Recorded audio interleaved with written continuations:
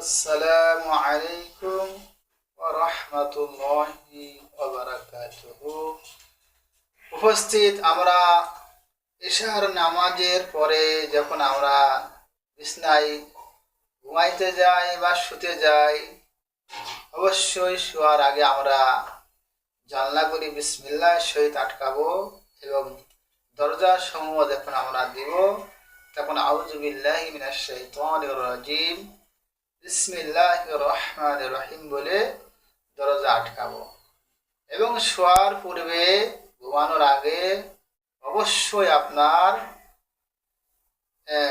আয়াতুল কুরসি একবার পাঠ করবেন।